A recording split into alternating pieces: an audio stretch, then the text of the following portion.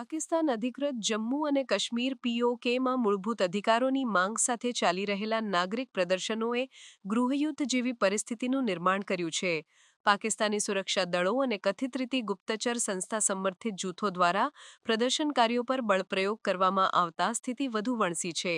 અહેવાલો અનુસાર દળોએ ભીડ પર ગોળીબાર કર્યો અને અશ્રુવાયુના શેલ છોડ્યા, જેના કારણે ઘણા નાગરિકોના મૃત્યુ થયા છે અને અનેક લોકો ઘાયલ થયા છે.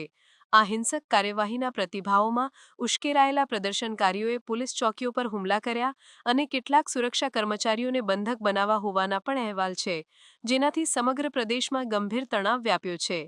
આ વ્યાપક વિરોધ પ્રદર્શનોનું નેતૃત્વ જમ્મુ કાશ્મીર અવામી એક્શન કમિટી કરી રહી છે, જે દાયકાઓથી ચાલી રહેલા રાજકીય અને આર્થિક શોષણ સામે અવાજ ઉઠાવી રહી છે.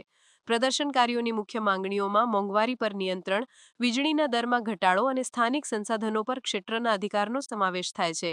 તેઓ પાકિસ્તાન દ્વારા આ ક્ષેત્રના કુદરતી સંસાધનો, ખાસ કરીને જળવિદ્યુત પરિયોજનાઓના શોષણ અને તેના લાભો સ્થાનિક જનતા સુધી ન પહોંચાડવાનો આરોપ લગાવી રહ્યા છે.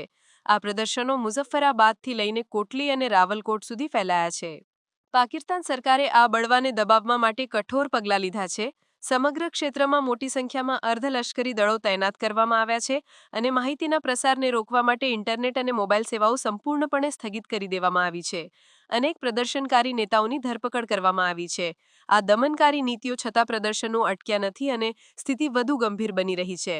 આંતરરાષ્ટ્રીય સ્તરે United Kingdom public national party જેવી સંસ્થાઓએ આ ક્ષેત્રમાં ચાલી રહેલા માનવાધિકારના ગંભીર હનન તરફ વૈશ્વિક સમુદાયનું ધ્યાન દોર્યું છે અને હસ્તક્ષેપની માંગણી કરી છે.